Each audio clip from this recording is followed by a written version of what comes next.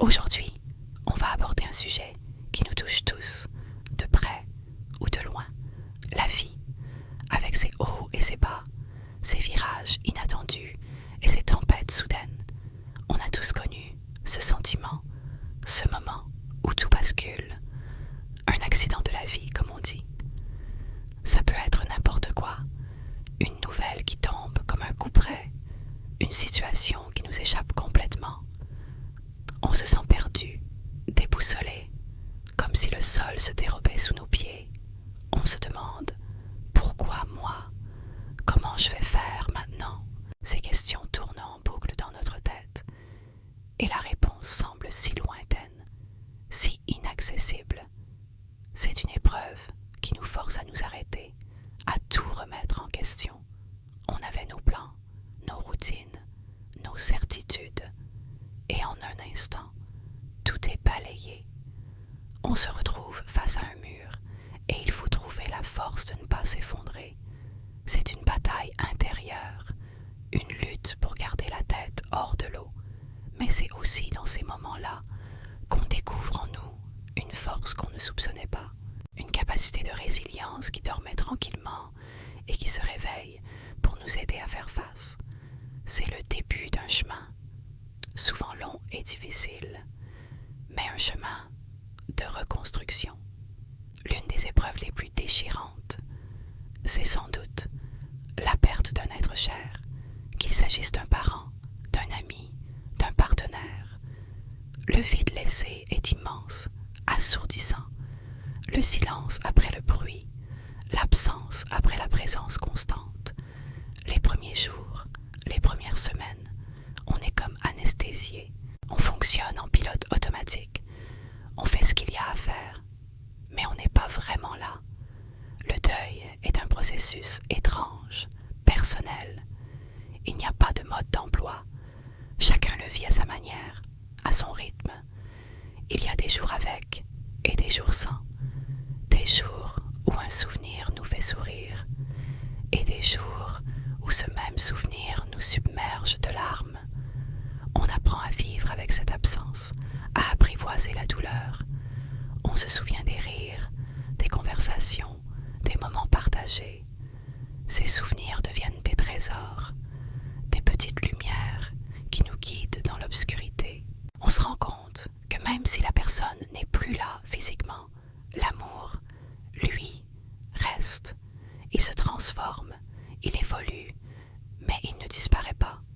Et c'est cet amour qui nous donne la force de continuer, de vivre aussi pour eux, de faire en sorte que leur passage sur cette terre n'ait pas été vain. C'est une cicatrice qui restera toujours, mais qui nous rappelle aussi la profondeur de l'amour que l'on a partagé. Et puis, il y a ces séparations qui ne sont pas dues à la mort, mais qui peuvent être tout aussi douloureuses. Une relation amoureuse qui prend fin, une amitié qui se brise, c'est une autre forme de deuil. On doit dire au revoir à une personne qui est pourtant toujours vivante, quelque part. On doit faire le deuil d'un futur qu'on avait imaginé ensemble, des habitudes qu'on avait construites. On passe des nuits à se refaire le film, à se demander où ça a dérapé, ce qu'on aurait pu faire ou dire différemment. C'est une période de grande confusion et de tristesse. On se sent seul, incompris, parfois même trahi. On a l'impression qu'une partie de nous-mêmes nous a été arrachée. Reconstruire sa vie seule, réapprendre à être un quand on a été deux pendant si longtemps, c'est un véritable défi. Il faut se réapproprier son espace, son temps, ses envies. C'est un long processus d'acceptation. Accepter que c'est fini, accepter que l'autre continue sa vie sans nous, et surtout, accepter de continuer la nôtre.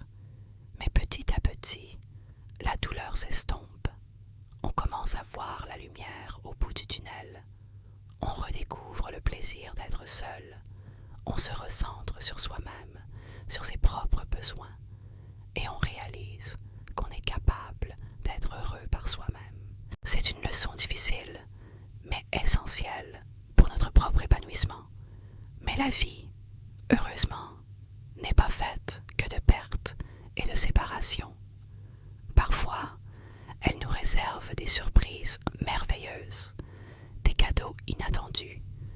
Prenez ces amitiés qu'on croyait perdues, celles qui se sont effilées avec le temps, la distance, les chemins de vie qui divergent.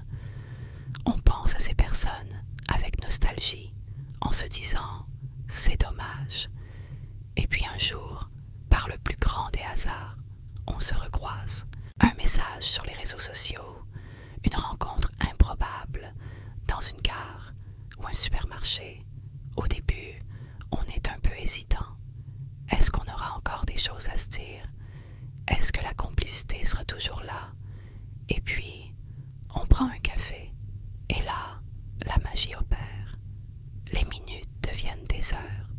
On parle, on rit, comme si on s'était quitté la veille. On se rend compte que le lien n'a jamais vraiment été rompu. Il était juste en sommeil. Ces retrouvailles sont incroyablement précieuses. Elles nous rappellent que certaines connexions sont plus fortes que le temps et la distance. C'est comme retrouver une partie de soi qu'on avait oubliée. On se raconte nos vies, nos parcours, nos joies et nos peines. Et on réalise que même si on a changé, l'essence de notre amitié est toujours là, intacte. C'est un baume sur le cœur, une preuve que rien n'est jamais définitivement perdu. Ces retrouvailles nous enseignent quelque chose de fondamental sur les relations humaines. Elles nous montrent que les liens authentiques, ceux qui sont basés sur le respect, l'affection et la compréhension mutuelle, ont une capacité de résistance incroyable. C'est une leçon d'humilité et d'espoir. Ça nous apprend à ne pas être trop dur avec nous-mêmes ou avec les autres.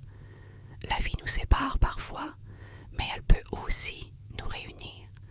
Il faut savoir pardonner à l'autre et à soi-même. Pardonner le temps passé, les non-dits, les malentendus. Il faut savoir saisir ces secondes chances quand elles se présentent, parce que renouer avec un vieil ami, c'est bien plus que simplement reprendre contact. C'est réactiver une part de notre histoire, de notre identité.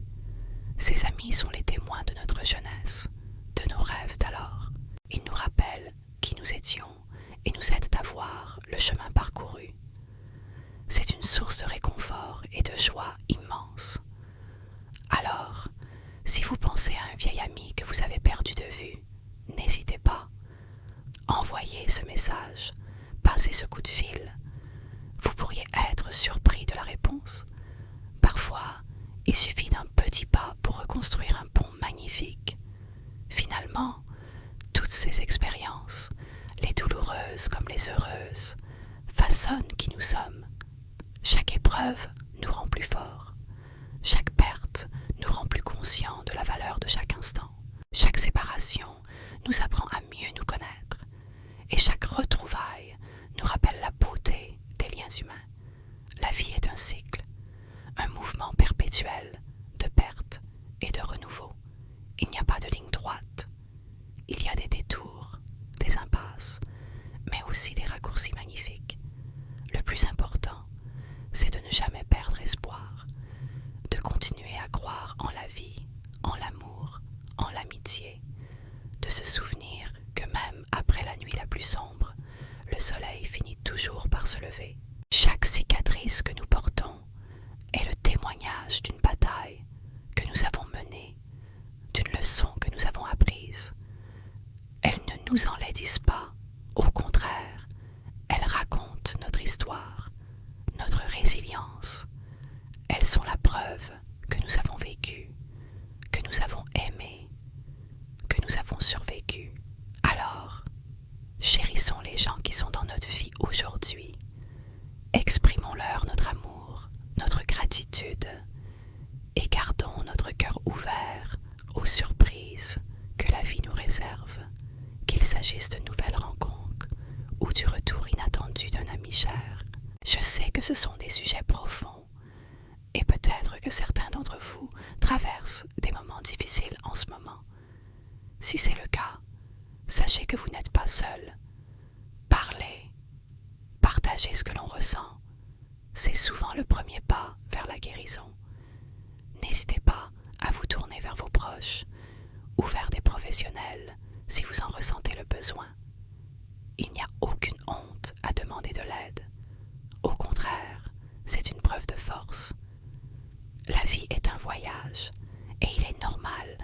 besoin d'un guide ou d'un compagnon de route de temps en temps. Chaque expérience, même la plus douloureuse, contient une graine de croissance. Il faut juste lui donner le temps et l'espace pour germer. J'espère que cette réflexion vous aura apporté un peu de réconfort ou une nouvelle perspective. La vie est précieuse, complexe et incroyablement belle malgré ses imperfections. Merci infiniment de m'avoir écouté jusqu'au bout. Votre présence et votre soutien comptent énormément pour moi. Si cette vidéo vous a plu ou vous a touché, n'hésitez pas à laisser un pouce bleu, à partager votre propre expérience dans les commentaires et bien sûr à vous abonner pour ne pas manquer les prochaines discussions. Prenez bien soin de vous et à très bientôt.